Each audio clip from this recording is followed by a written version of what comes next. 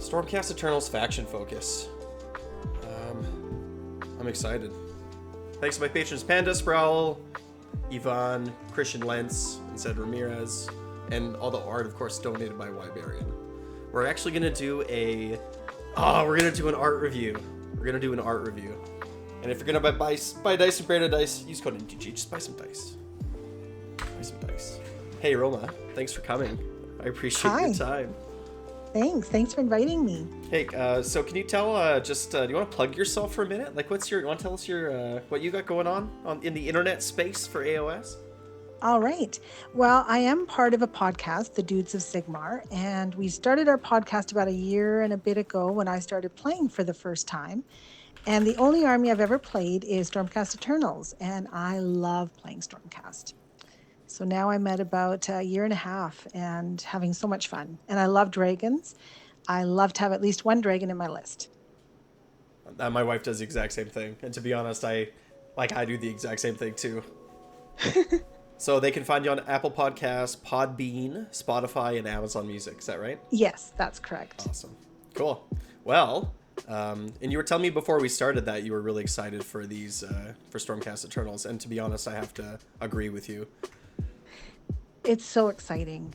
And, I don't know what you want to jump into right away, but I'll let you lead it. And then we can, because I would just jump straight into Andrasta. Yeah, right. I think she's at the bottom, I think. Well, I'm just going to kind of, let's just go through it in the order that it appears in the spoilers or whatever, good. Right? Sounds good. So let's see, what do we got here? The Celestial Realm. So that's essentially your... I don't even know what it's called in Stormcast. What's the ability called in third? It's called the Signs of the Storm, and so that battle trait is still the same. So we can still keep the same number of units in reserve or in the Celestial Realm as you do on the battlefield. So that's still there. That hasn't gone away, and I love it. I think, has it changed a little bit? I'm just reading it again. If there are more friendly Stormcast Eternal units on the battlefield than there are set up in reserve. So does that mean that you have to sort of alternate deploy them? Well, you do, but you always have to have more on the battlefield. Like say you have an uneven number, like an odd number, 9. You would keep 4 in reserve, 4 in the Celestial Realm, and 5 on the battlefield. So it's going to be the same. And that's where I wasn't sure what that meant, but it still kind of seems like it's 1-to-1. It is 1-to-1, yeah. But from what I understand in third, you could deploy your first 3 into reserve. Oh, I see. Yes, right? That is correct. Yeah. And now it's you actually have to go back and forth. So you have to go back and forth. Yes. So it is actually a little bit different. Do you think that that's impactful at all, though? I kind of feel like maybe a little bit. I think it is, because if you were going to put 3 in reserve right away, your opponent's going to see what you have on the table, right? It is a bit of a disadvantage to because you want to see what your opponents, how they're going to deploy. Yeah, it's just more information. And by putting 3 in reserve in the realm right away, they have to drop 3, right? So right. That will make a difference. So it looks like it's slightly worse. Slightly, but not even. Big a deal. But like you said, it was the same, and in my mind, because I read these once or twice over, so in my head, it was it is the same because the meaning felt the same. The only thing is that if you have a battle regiment, I don't know if those are going away or what's going on with those, but if in your battle regiment, 5 of them are in reserve, right, as your second drop, so that'll be interesting. I don't know how that would get. Well, it just means, that is interesting. So you're what if your first battle regiment is 3 units? And exactly. Then, right, and then this one's 5, let's say, and it's well, I can't drop this second. That's interesting. It's like an order of operations deployment kind of game. Yeah. Which is cool. That's kind of neat. Yeah. Cool. And then dropping in is the same. Is the same. Yes. Yes, except for and it doesn't say by what turn though. I guess that'll be in the main rules. Maybe it doesn't exist, or sure, it could be a core rule. It's any units in reserve at the beginning of turn 4 are gone. Period for all armies at the end. That could be the case. Yeah. But that's what I was kind of thinking. But I feel Scions is the rule as written is the same, but I feel the rule in effect and play is going to be significantly different because of, as we were alluding to before, the existence of 3d6 charges in Stormcast Eternals now. Oh my goodness. Right? But I'm 9 so inches, happy about 9 that. inches Yes. is not 9 inches with 3d6 charge. Exactly. Right? It's a different number. It's different. Oh yes. Yes. Absolutely. Let's put a little pin in that. Yeah. Okay, let's see. Heaven Sent. So this is a better version of their finest. I'm sorry, Call for Aid, right? Yes, it is, because now I could bring a cavalry unit back, like the Celestial Dracolines, and yeah, you can bring back half the unit. So of course you'd want to reinforce it and then bring back 3 Dracolines. Oh my goodness. Or what about Stormdrake Guard? Or Stormdrake, or anything. You can, or actually it's cavalry. Yes, and they are. Well, and I mean, this is all speculation for 4th, right? Depending on what keywords exist, but I kind of assume, right? Like, if they're Infantry. not cavalry, like, they're not, like, they'll probably have cavalry. Infantry or cavalry, that'll be interesting. Yeah. Yeah, that is a huge difference than just bringing back a Redeemer unit. Oh my god, a huge difference. Yeah, because the Redeemer units were okay, but this just takes you to another level. So it's again, this is just a strict upgrade, Yes. right? It is once per battle, so you can just do it once, right? It's not you can't do it every turn, but you can do it one time. Which Once is great. per battle. And then their finest hours, again. I mean, to me, for free in your hero phase, once per turn, right? Their finest hour is pretty good. Exactly, and you can put it on any unit. Like, that's amazing. The only thing about this that I feel is, I think this is actually weaker than it was before. Before, when it is a heroic action, there's an opportunity cost. So Right. that's better now, right? There's no opportunity Yes. cost, you just get to do it. But the thing with this is you can only do it on your turn. Oh, Right? right. And so the Yes. +1 to save is not a, like, defense. It's the +1 to wound is good, right? But the +1 to save feels less good. Yes, that's correct. And then it's only in your turn, not in so your opponent's. Yeah. because I feel like the way that it was used in 3rd edition is more like, hey, I sent my Ionis Cryptborn in, and it did a thing, and now it's going to get countercharged, so their finest hour. Exactly. Right? And that's when you did it, That's right? how it was done. Yes. Every single time. And I feel like it was used primarily for that save buff. So I feel like now it's actually going to be a little bit worse. Yeah. But a little bit better because there's no opportunity cost. But overall, I think this is a good rule. Don't get me wrong. You have a right? choice. Yeah, exactly. Yeah. So these first 4, I feel like overall, quite a good improvement compared to what the rules were in 3rd. Yeah. Yeah, for sure. And then they give us 1 battle formation here, right? The Ancient Aura. So this is the Ruination Chamber, quote, subfaction, right? Yes. So 5-up ward. I mean, Yep. This seems good. That's very good. A 5-up ward is good. Yeah. So we'll just see how good the Ruination Chamber units are. I know. I can't Right. wait. I guess, I yeah. know. I can't wait for the box. No, I know. It's going to be a good time.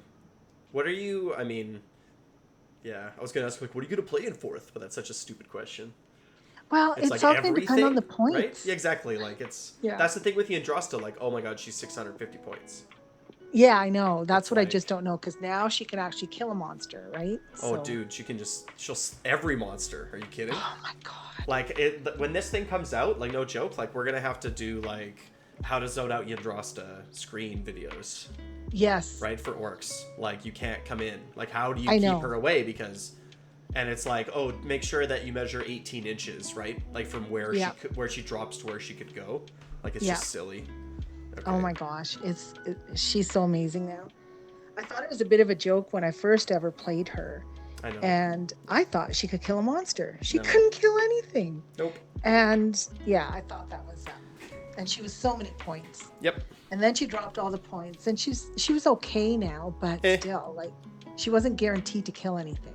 I never really liked her. I think so. Do you ever watch the Stormkeep? They're like a YouTube channel. They just cover Stormcast Eternals. No, I Oh, haven't. you should check him out. I'm gonna send you a link right Okay. now. Really? Like, I'm surprised because, like, do you watch YouTube stuff at all? Like, are you like, do you watch YouTube? I do watch some YouTube, yeah, but I haven't watched that. Oh, you should check them out. They're great. Okay, I will. I'll send it to you right now just so I don't forget. Sounds Anyway, good, thanks. there was a point I was getting to. That's Anyway, they're good. You should check them out. Okay. I forgot what I was gonna say. Oh, Okay. back to Andrasta. You were gonna. Oh, right. So their comment, their sort of point on why she's not very good is because she's trying to do too many things. Right. And specifically, is she like a run around the battlefield killing monsters hero? Or is she a, I'm going to sit in the middle of all of my friendly units and recur them Exactly. hero? Right? Yeah. Am I Gardas, Steel Soul, or am I some other, like, run around kill stuff ninja? Yeah. And it's like, well, and then she's pointed like she's both. Yeah. And that's the problem. It's like, well, pick one, adjust her points, and then off we go. Exactly. And then I feel like she's way more interesting as a hypermobile monster slayer. Yeah. Right? That's definitely the way Now to go. she's exciting to play again. Oh, Lord. Do you want to talk about the damage she's going to output? Let's talk about Blessed Weapon. We keep. Okay. We keep Yes. We keep That's wanting to actually go better to now, I think. Andrasta. Yeah. What was it before? Or, like, what is it now? Well, Blessed Weapon now is the priest build up the points. So you roll a d6, and when you get 12 on your dice roll, like you just keep adding your dice rolls, you can have as many Stormcast units wholly within 12 inches have Blessed Weapons, and it's +1 attacks. Currently, Blessed Weapons is 6s do 2 hits. Oh, 6s, so exploding 6s. Exploding 6s, yeah. Okay, I mean, that's this is way better. It is. It's way better. Way better. And you do it later in the game once you've accrued all those points, and then all the units wholly within 12. Yeah, this is going to be... So when I think about, like, chanting, okay, I'm kind of feeling like the... like this, I'm not even sure what I want to call it, this built up casting value, like the 12 up or whatever. Yes. I feel like 10 is going to be like turn 3, maybe. Yeah. And so anything that's like more 10 or more is almost irrelevant. Yeah. Not irrelevant, but you can't plan with it. Right? Yes. It seems to me that rolling 4 turns worth of prayer dice to get this effect on turn 4. And it's going to be late, because what if someone's already killed your priest? Well, exactly. But, like, to me, that's a bad... Like, that means that you're losing. Yeah. Right? That means that unit, like, didn't perform its point value that game. Yes. Right? Yeah. So I feel like... Can you there's a thing where you can do prayers in your opponent's turn, right? Or is it only cast spells? I think that's changing, though. Tell me more. Like, I thought in 4th you were going to be able to do some kind of spell casting. Yeah, well, I know for sure there's a command point thing that lets you do it in your opponent's turn. I just can't remember if it's chant prayer as well. Right. Well, I guess if you can, right? If you can, that would be good. Yes, and then you can build your game plan around it. Yes. Right? You're like, well, I'm gonna do this on, because let's say it's 12 or more, right? So it's like, well, I'm gonna chant it turn 1 twice, and then chant it turn 2 twice. And suddenly it's like, right, turn 2, if I'm going second, right? That makes more sense. That makes more sense. Because otherwise, why would you even want that? I'd rather stick with exploding 6s. Well, yeah, or, because I mean, the value to cast it is, on one unit, though, is 6. Yeah, it's 6, so it's like two times. Yes. Right? And then it's like, okay, right, like, sure. Like, I guess that's kind of what they're going for with prayers. Like, you're going to be playing with this mechanic. Yeah. So, yeah, I mean, I think it's definitely better. Yeah. All right, let's look at Cronus' War Scroll here. He's better in a different way now. Tell me more. Well, their tail attacks. They got rid of the Calamitous tail attack. That was good when you were fighting a horde. But when you were just fighting a single unit, like another monster or something else, you only got 1 attack. Whereas now they got rid of that and they put more into his damage and a few more attacks. Blazing Tempest shoots in combat. Yeah. That's actually better because now you're guaranteed D3 plus 3. What was it before? At least 4 damage, right? Whereas before, you know, I would roll a 6 right away. I'm like, oh yay, now I'm going to do D6 damage. Then I'd roll a 1. Yeah, no, Like, I know. I hate anything Okay. D6. Like people Yes. talk about, like people like Skaven. Like people really like the army, and I totally get why. I could never play Skaven. Right. I don't want to gamble, and I don't want my own things blowing up. Like I want consistency. Like I like rules where I don't have to roll, where I just get to do it. Exactly. You don't have to Right? rely on a roll. Nope. Exactly. It's like I want to remove as much randomness as possible out of my game plan. Right? I want Well, that's- consistency. Yeah, that's why with Cryptborn, I always choose the 1 auto prayer because then I know I'm guaranteed it's going to happen. Oh yeah, of course. Yeah. Oh yeah, there's other options. LOL. I didn't even know that. I just always cool. Yeah, I mean he's got this new passive, right? That like battle damage. They got rid of those monster tables, right? Yes. Yeah, Yeah. and that's a good move too. Yes, that's a really good move. Yeah, just a little. And bit his easier. points, he's got 2 more wounds now. Now he's at 20 wounds. So let's just keep looking at this a little bit more. So +2 to his casting roll, cool, right? He's got this once per turn, any combat phase. It's essentially roar, right? The monstrous action roar, so he gets to do that. Yeah. And that's cool. That's fine. I have a feeling a lot of monsters are going to have this on them. Yeah, and they should. Sure, it's a good one. It's a good it's one. a tried and true good one. Stomp is good, right? But roar is really good. Yes. They'll probably give Stomp to all the dumb monsters. Right? And then your hero phase, and then this is his spell. What do you think of his spell? I like his spell, and I like how they've reduced the number of his spells because now it's a little more clear and you just see it right away. Because before I would be going through his war scroll trying to figure out which spell I was going to cast. Right. And it just took so long that you just kind of picked whatever. But now I like the war scroll. I like how it looks. I like how the options are there, and I love his spells. So which one do you think you're going to cast the most? So is it -1 to hit, -1 rend, and -1 save? I would say -1 save. You think so? I'm just going to eat him up? Yeah. Yeah, that probably makes the most sense. That's kind of what I was thinking too. And it'll depend on how much rend they have anyways, if I was going to choose that. So kind of would depend on what I was going to do that turn. I guess the idea would be that if it's your opponent's turn, you could also cast this. And then I give would do the -1 to -1 to hit exactly. or -1 to rend, just as a defensive buff. And I guess it casts on a 6, right? Because he gets +2 to casting, so it's a pretty good spell. Yeah. Yeah. He's gonna be. I think you're gonna want more, or I'm gonna want more of that now that we're not gonna have primal dice. So Sure. Plus to casting is gonna be a huge deal again. We might just have primal dice though. We'll see. Primal dice might just be the magic thing, right? Because there's nothing that says they're gone. No, and I could see think about this, okay? There's a whole they've said this already. There's a magic module, right? Right, where all the endless spells are going to be free. Yes, and so I don't think that endless spells like manifestations might be part of that magic module, but they also might not be. And so if they're not, what's in the module? Right. Something, because interesting. Because I think basic casting is part of the core book.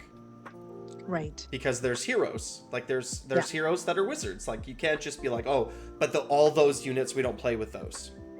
Right. That's not going to happen. And all those units have a bunch of stuff on their war scroll. You're a brand new player playing like just core rulebook, like essentially Spearhead, but not Spearhead, like using AOS rules, right? Right. But it's like so it's like, there's no wizards, like that's not going to happen. So I don't know. I'm kind of thinking that they might actually do another version of Primal Dice. That would be really interesting. I would actually like that. Me too. I think if they everybody did something. It has been fun, I have to say. Yeah, everyone loves Primal Dice, hates Blizzard. Yeah. Oh, hate Blizzard. I'm tired of Blizzard. Although I have to say, I played Conan, and he was playing that Slaves to Darkness list where like everything just comes back. Like he's going to recur like 10 units. Yes. Right? And I blizzarded so many times, like 2 or 3 times that game, and combined with my War God Prophet using his mask ability, that's why I won that game, because I just killed so much of his stuff using these really high damage like spells and abilities, right? So I heard about that you did so much damage to his units. I don't know. Blew him up hard. Didn't Wagog do like 40 damage? Yeah, it was probably so something ridiculous. like that. Like I think he stared like at least twice. Wow. So between his 2 stairs and I got 2 blizzards. I bet you I did something between those 2 models. Those scares are scary. Oh, they're scary. 270 points worth of wizards probably did like 40, at least 40, probably more like 50 mortal wounds that game. Yeah. Yeah, and that's why I beat him, right? And it was that map where you deploy in combat. Right. Right? And so then I just deployed in combat within 12. I just put my things on the table, like within 12 inches of him, and like, okay, like kaboom, yes, that's right? Like I'm just gonna start blowing your stuff up. And it was perfect too, because right in front of those wizards was a reinforced unit of brutes, right? So it's like 30 wounds on a 4-up save. And they were like right in front, like they stood right on the front of the objective. Yeah. And they lived. They made it through the game. Like at the end, I still had my unit. Right. Like 3 or 4 of them or whatever, but it was phenomenal. Yeah, because Conan had a lot of drops. His army, oh my goodness. It's huge. Was it 18 units maybe, I think? Something like that, yeah. Yeah. So what would you point Karandus at? Because that's the question, right? Like what's a point value here? Yeah. Because right now, isn't he still like 600? No, he's actually down to 490. Okay. Yep. I don't know, because I think I'm getting so much more out of Cryptborn right now, but Crondy's starting to look better now. So I think I might do a Crondis Cryptborn combo. But I want Andrasta too. I want. Well, you can't. But I think his points. I still think that his points need to drop a little bit. So what would you? Well, I personally feel like Krondis. Like right now, do you think Krondis is better or Karazai? I think Karazai's better. I think Karazai's better too. Yeah, with his -3 rend and the damage, he can actually kill something. Well, that's the thing. Like, to me, I feel like Krondis has the same problem that Andrasta kind of has, where are you a really powerful wizard or are you a melee monster? Exactly. Right? Yeah. And, like, you're pointed like you're both. But, but Karazai is just, I'm going to eat you. And that's what I'd rather have. Right? And then he gets stronger. And, because Krondy, I mean, I don't want to spend that many points on a dragon that's just a wizard. That's just going to sit in the back and not get in the mix. Yeah. Right? But so I don't know. That's a lot of points for that. So would you put him like 450? I'd probably put him 450. Okay. So if he was 450, you'd be with this war scroll that you see, this new one, right? Like 450s and you're happy with it? Yeah. Also, but keep in mind, I know my Dracolines are going away, but when I think about 480 points for 6 Dracolines and I think about 450 for Krondy, he's not guaranteed to kill something. Correct. Like he could kill something, but I don't know. I'd probably say between 420 and 450. I'd probably consider him. Okay, I could see that. Yeah. Not more than 450 though. I have a hard time fitting him in my list now. I agree. Yes, I agree completely. I think that wizards that have more than one cast might be even more powerful in 4th though, just because you could pick from all of the spells and all the manifestations, right? And so like 2-cast wizards, like you're probably, I have a feeling, going to be casting manifestations with that second spell more regularly. There's going to be like one spell that's going to be best in this situation, but don't forget that a lot of like your other wizards want to cast spells too. Yeah. Right? And so I have a feeling it'll be like, and I think it'll be stronger. Okay, Andrasta. Oh my gosh. Here we are. 3-up save, 12-inch move, 8 health, 2 control. Then Gavar, 12-inch range, right? 3s to hit, 2s to wound, 2 rend, but 3 rend against monsters. Yes. Right? And double the damage. Yep. in shooting and combat, because she has that same weapon profile, or the same weapon in shooting and in melee. So that's like double the damage to monsters. Yep. Like, that's amazing. Yep. It's Oh my kind of gosh. silly. And then 3d6 charge. And then this Yes. last ability, right? Ignore negative modifiers to the control score of friendly Stormcast Eternals units while they're wholly within 12 inches of this unit. And she has a 5-up ward. Yes. Right? That those abilities aren't in there's in the keywords or whatever now, right? But and same with fly, which I think is good. I like that they're down here, these keywords or whatever. But she still has that unique and War Master, whatever that means, but we'll probably find out. People are speculating that they'll just get to be treated the same as a general when list building, right? Like they'll have the same, like they can take anything, and right? But we'll see. Yeah. Which would be nice, and I think will add a lot to list flexibility. I can't wait to get my hands and actually make lists. I know. Like so bad. Like I know. Why isn't the app updated? Like give it like just yeah. Yeah, I know. That's going to be so exciting. So how many points do you think she'll be now with this new Horse Girl? What are you thinking? That is the ultimate question, isn't it? Well, 5-up ward. Yep. She's dropping in. Like, essentially, she's like, here's how I feel as an orc player. I'm going to be playing against Yndrasta probably the first game of 4th I play. I'm going to be playing with my wife, I'm sure. Because like, she's going to drop Yndrasta right there. Exactly. And I'm going to sit on my end of the board with my Maw Crusher, with Gobsbrag, with my Sludge Raker, right, with all my monsters. And I'm just going to sit and be like, how? Like, it's such a problem. Yes. Right? It's like my whole game plan has to change because she's on the other side of the table. Yeah. And and that is such a powerful effect. It's like on her War Scroll, it could say passive, mess with your opponent. Your opponent doesn't get to do what they want to do. Your opponent is nervous and has to put his units in weird positions because this unit's, in your army. It's like, wow. Yeah. So what would I point her at? Right now, she's 250. Yeah. And she's very similar. Well, she has a 4-up ward now. And then her abilities are weak. And her damage is weak. Because right now, I'm just going to sort of pull it up just to have a little comparison. See, I wouldn't now. I have a hard time taking her.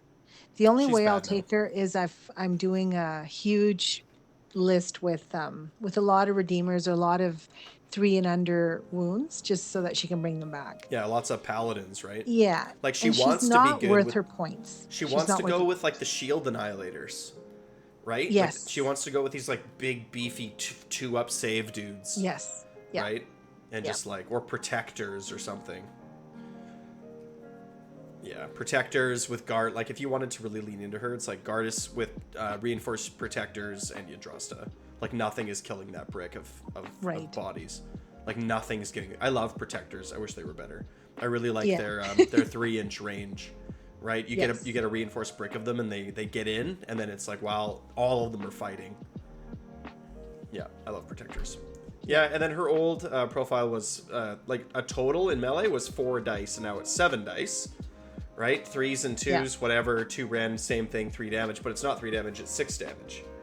And it's not 2 rend, it's 3 rend. So her rend got better, her damage got so much better. And her Thangavar went from a D6 damage to being 4 or 8. Yes, that's amazing. How often do you think... What percentage of lists, if you were just guessing, run at least one monster? All of them? Oh, I think all of them. Like, no joke, all of them right? have at least one monster. I hate running lists with no monsters in them. Yeah. I've played a couple of people without a monster, and it was really different. Well, I played, when I had Yndrasta on my list, I couldn't afford a monster because of the points. And so I played her without one, and it was just not the same experience. Correct. I changed my list pretty quick. No kidding. Yeah.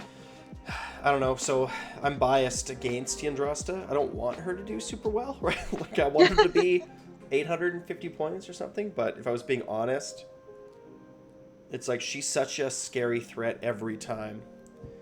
Well, I don't know. What if we just pointed her what she's pointed at now at 250?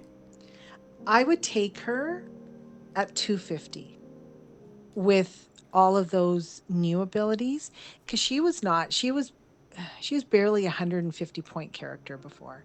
Oh yeah. Like with her other abilities, she was hard to justify. No, she's bad. Yeah.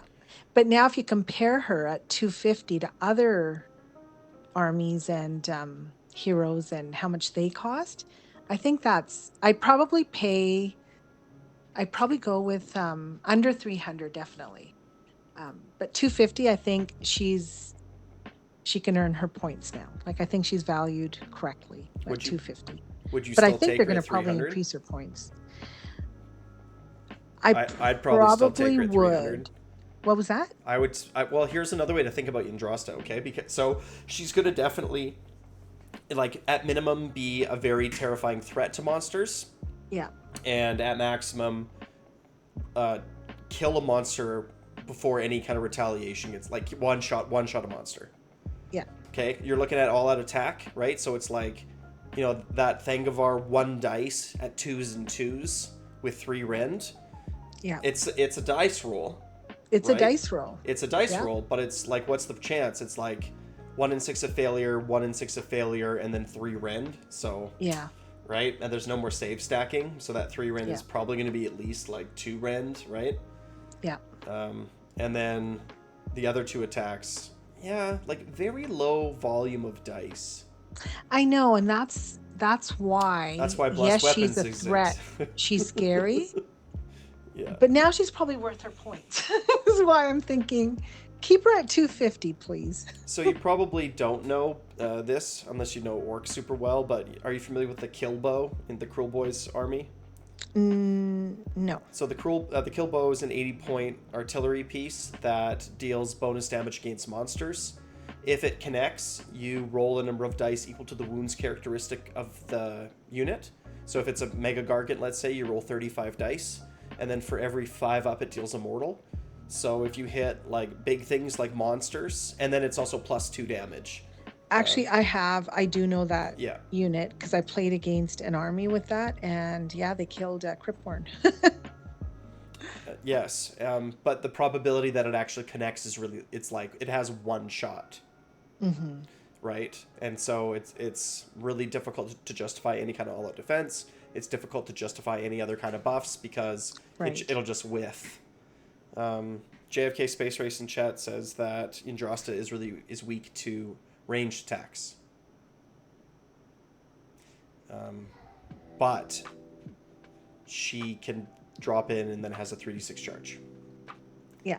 So that's what I'd probably do with her. I wouldn't put her on the board right away. I'd probably drop her in. Oh, yeah. Yeah, and then she just sits there, and it's like, okay, like, what are you going to do with your monster?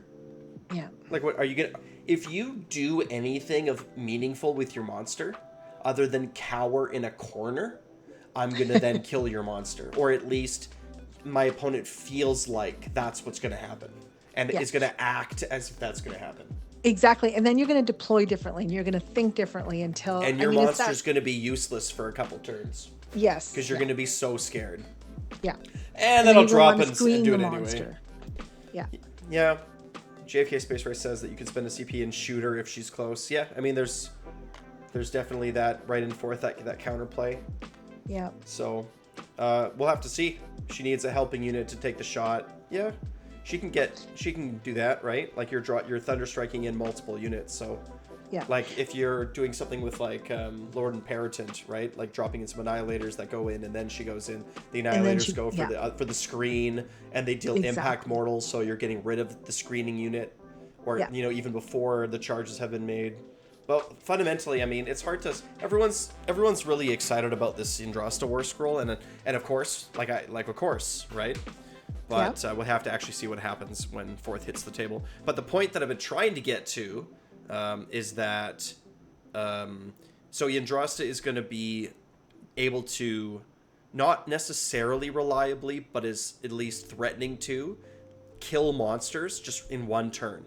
So she has to be pointed like that. Like if she's going to be trading with other monsters, she has to be pointed like other monsters. Yeah.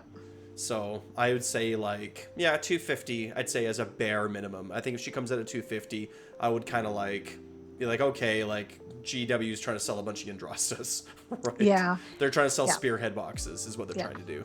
Here's And the then thing. she'll probably go up points later if they started her at 250. They'd probably keep They'll probably incrementing under her. pointer because everyone that is going to play fourth is going to and play Stormcast or Spearhead is going to be buying Yes. the launch box, and this Yes. is their way of being like, hey, do you want to buy these old Dominion boxes suddenly that are going up in price, or do you want to buy this other Spearhead box that has the Andrasta in it? Yeah. Right? It's just like a marketing thing. I always feel like they do that, but we'll see. Yeah, she's just so good. I know. She's just I so can't good. wait. And then we're gonna talk about next on the list. We got this little Knight Arcanum. He seems really interesting. I'm unconvinced on him, to be honest. You're convinced? I'm unconvinced. I'm not sure. Yeah, like like how what- I feel about him. Yeah, I'm not 100% sure. It just depends on how good manifestations are. Yeah, exactly. There's so many unknowns Yeah. to know if you really want him, but he seems interesting. So what if we assume that manifestations are everywhere? They're running around the table, and they're in like, you know what I mean? Like what if we assume that their manifestations are really strong? Does Knight Arcanum see play? Yeah, I think so. What does he really do? Effect. Add one to And how casting many rolls. points will he be? Like, is he still going to be that 100 points or 110? Is +1 banishment good? Probably.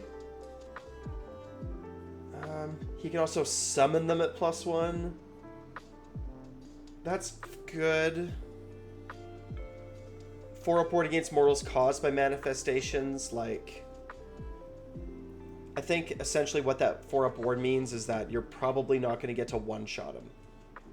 Right. Because he has 6 health. So with a 4 up ward, you have to deal 12 mortals or whatever to him.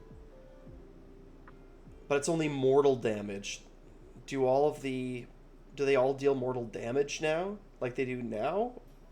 In 4th? The manifestations? Or do they do like regular damage? Right, that's going to make a difference. Yeah, that's going to make a difference. Yeah. I don't feel like his staff with the +1 rend anti-manifestation is super relevant because he's a melee guy. Yeah. See, he's going to depend on what all the other rules are if Yeah. you want to take him and what his impact is going to be. But the fact that they would pull out his war scroll and mention those things seems like there's something that there will be value to having him in your army, in your list.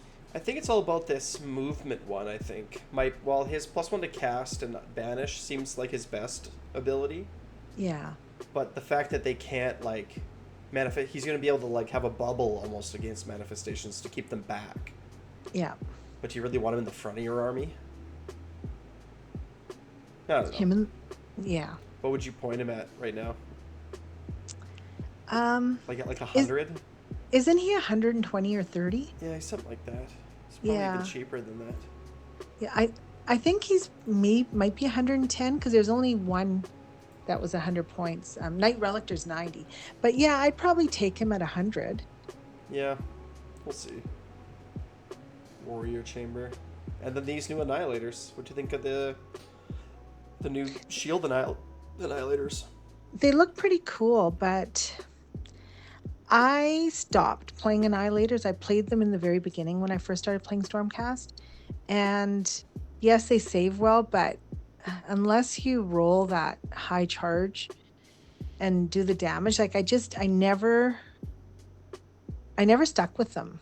I just wasn't excited about building a list around them because you kind of have to, right? Yeah, you do.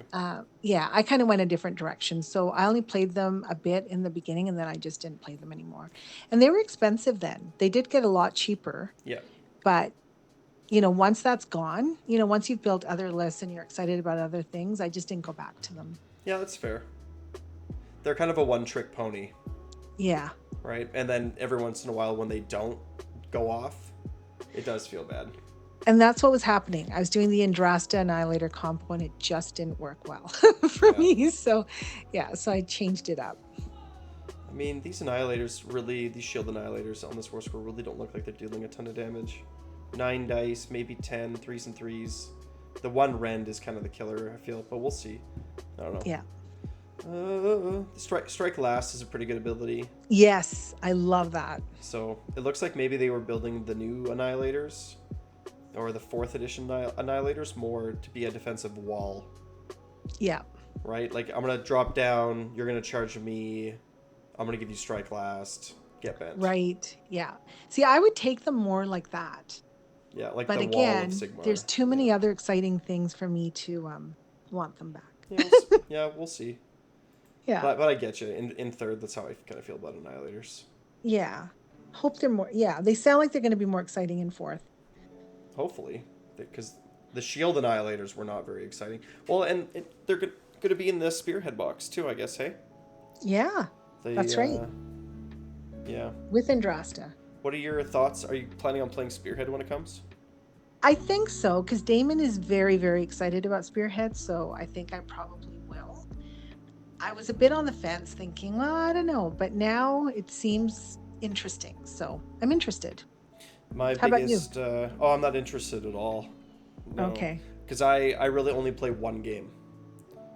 Right? I'm not, when it comes to tabletop gaming, like I'm not very wide. I go super deep. And then Spearhead is not going to be Storm or Age of Sigmar match play. Right? And so for me, it's like, it could be amazing, and I hope it is. I hope it's super fun and people really enjoy it and whatever. But for me, it's like, well, it's not the thing I play, though. That's how I've been feeling all this time. And then just hearing more about a few more things about it, I thought, okay, well, maybe I'll try it out. But more like the weekday, call your buddies over for an hour. But I like playing just one game and focusing on it. Yeah. That's why I haven't added more games. I just like Age of Sigmar. Yeah, exactly. In Discord and stuff, I'm like, I was talking about Spearhead, and I'm like, well, it's not Age of Sigmar. And then a friend of mine pointed out, he's like, well, it is. It's just not match play. Right? Yeah. Like when you say Age of Sigmar, you mean match play, but Path to Glory is Age of Sigmar. Right. I'm like, exactly, right. Yes. It's but it's not though. Yeah. Like you're right, but you're not right. It's not. Nah, get out of here. Yeah. That's the tutorial stuff. Get out of here. Your progression league. Get out of here. But no, for sure. I do hope that it's good. I hope people like it. I hope it's fun. I hope it gets more people into the game. I hope it's. And I'm definitely gonna play it. Like when it comes out, I'll probably play like 5 or 6 games of it. Just to give it a try is what I'm thinking as well. I want to know enough about it that I can speak about it intelligently. Yes. Yeah. Right? That I can be like, well, this is why I do or don't like whatever about this game. Yeah. But after that, to me, it seems also from a content creator perspective, it seems too simple. Right? Because it's only 4 rounds, because you're not really making lists, because I feel like the deployment is, because the board is so small, it's going to be so obvious. Right? It's like, well, you put your screen up in the front and your hammer in the back, and you know what I mean? Like, it feels like there's going to be one way to kind of deploy almost. Yeah. Right? And that takes away from what I like to do. I like to think strategically. Exactly. And That's why we play AOS, right? That's why we're here doing this thing. Yeah. Exactly. So we'll have to chat again after we've tried Spearhead. Yeah, we should get a game. I wouldn't mind, because I'll get lots of practice against Stormcast. I'm sure. But I was thinking might be fun this summer to do a little mini Spearhead tournament where would be a lot of fun. Because you could fit so many tables. Yes. Right? And so you could have so many people playing at once and do a barbecue and be like, well, we're going to play 6 games of Spearhead in an afternoon or whatever. Yes. So however many players you need so that you can have a different opponent every single time. I guess 7. Yeah. Right? Would be how it is. So we're going to have 7 people over and play 6 games of Spearhead, and everyone's going to play a different army, and we're going to familiarize ourselves with the game. Yeah. Right? That sounds like fun. It sounds like fun. Yeah. Maybe not 6 games, but we'll see. Because I'm getting really mixed reviews about how long the game is actually taking. Oh. Right? Because every time I see things, it's like, for example, the Honest War Gamer was saying that, we're super good at Age of Sigmar and we know how games work, and right? And we only got 3 turns in an hour. So, I guess it's looking more like an hour and a half to play the game. Not 45 minutes. Not in your lunch break, right? Right. So that's what people are saying. even if you're Oh, fast. that's interesting. But we'll see. Only time will tell, right? Yeah. But hey, thanks for coming. I really appreciate your time. It's been a Yeah, lot of you're fun talking welcome. to you. Thanks Yeah. for having me. Yeah, it's been a good time. Yes. All right. Well, thank you so much, Moss. You bet. That was Roma from Dudes of Sigmar. She lives in my town. She's a good Stormcast player. You should check him out. You know what else you should do? Like, subscribe. Wow.